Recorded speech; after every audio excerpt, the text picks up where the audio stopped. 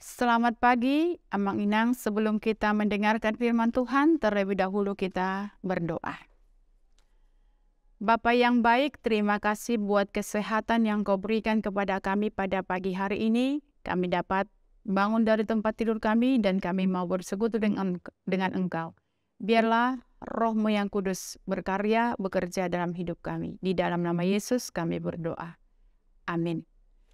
Kita mendengarkan firman Tuhan pada pagi hari ini, yaitu yang tertulis dalam Injil Yohanes pasal 4 ayat 24. Allah itu roh, dan barang siapa menyembah Dia, harus menyembahnya dalam roh dan kebenaran. Demikian firman Tuhan. Bapak Ibu, menyembah Allah itu tidak hanya menonton di bait Allah saja. Menyembah Allah bisa dilakukan di mana saja. Artinya, karena Allah adalah roh dan kebenaran, maka kita bisa menyembahnya dalam roh dan kebenaran. Menyembah Allah dalam roh dan kebenaran adalah bahwa penyembahan Allah tidak dapat dibatasi kepada suatu lokasi geografis atau penyediaan sementara dalam hukum perjanjian lama. Dengan datangnya Kristus, perpisahan antara Yahudi dan non-Yahudi sudah tidak relevan. Sama halnya dengan sentralnya bait dalam beribadah. Dengan datangnya Kristus, semua anak-anak Allah mendapatkan akses yang sama kepada Allah melaluinya. Beribadah menjadi bagian dari hasil seseorang, bukan praktik eksternal, dan dibimbing oleh kebenaran, bukan oleh upacara. Saudara, penyembahan yang benar harus ada dalam roh, yakni melibatkan keseluruhan bait. Bersama dengan ini, penyembahan harus dilakukan dalam kebenaran, yaitu dengan pengertian yang benar.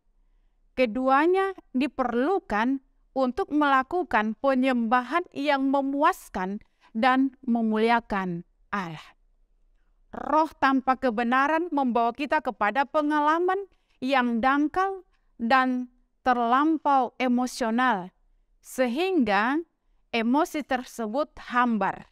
Maka penyembahan itu pula akan hambar.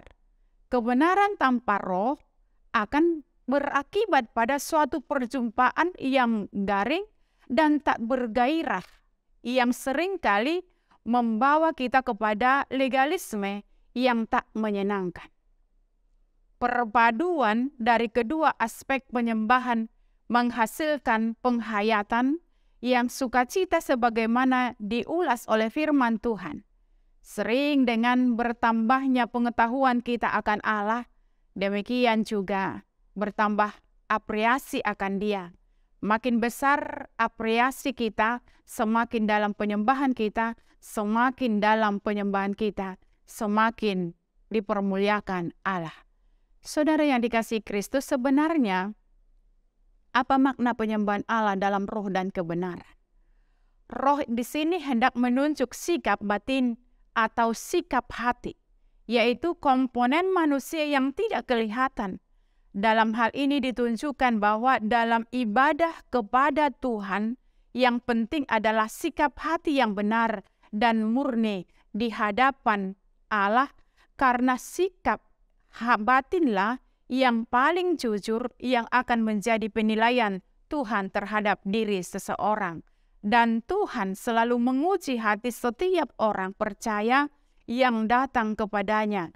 Apakah benar-benar tulus murni menyembah dengan sikap hati yang benar, atau sungguh-sungguh merindukan untuk memuliakan Tuhan, atau karena motivasi terselubung. Saudara yang dikasihi Kristus Yesus, kepentingan-kepentingan pribadi, motivasi supaya diberkati, motivasi supaya bisnisnya lancar dan sejenisnya. Jika ada motivasi yang tidak benar ini, maka orang ini harus belajar lebih dalam lagi mengenal pribadi Allah secara benar. Karena Allah sendiri bukan pribadi Allah yang dapat disuap dengan puji-pujian yang palsu. Saudara yang dikasihi Kristus, Jika sikap hati ini terus dibawa, maka akan terjadi penyesatan di dalam diri sendiri yang akan berujung keluar dari kebenaran Injil Tuhan Yesus. Tuhan Yesus berkata dalam roh dan kebenaran. Kata kebenaran di sini adalah ibadah dengan mempersembahkan segenap wilayah hidup kita sebagai alat peraga bagi Tuhan dan membawa sikap yang taat untuk sungguh-sungguh mengenal pribadi Kristus agar bisa senantiasa melakukan apa yang menjadi kehendak Allah di dalam dirinya. Jadi jelas kita menyembah Allah harus juga di dalam kebenaran yang dimana kita membawa sikap hidup ini, yaitu seluruh wilayah hidup kita untuk kita persembahkan bagi kemuliaan Tuhan Yesus. Artinya, memunculkan sikap hidup yang mengenakan pribadi Kristus di dalam dirinya. Memperagakan seluruh hidupnya menjadi saksi Kristus. Surat terbuka kebenaran Injil Kristus untuk selalu diberitakan lewat kehidupan kita. Karena itu, sembahlah Allah dalam roh dan kebenaran, sebab hal itulah yang dikehendaki Tuhan. Amin, kita berdoa. Segala puji dan syukur kami panjatkan kehadirat-Mu Bapa di dalam sorga, buat penyertaan-Mu dan buat firman-Mu. Biarlah Engkau ajar kami supaya kami semakin memahami, mengerti untuk menyembah Engkau di dalam roh dan kebenaran. Hanya di dalam nama Yesus Kristus kami berdoa. Amin.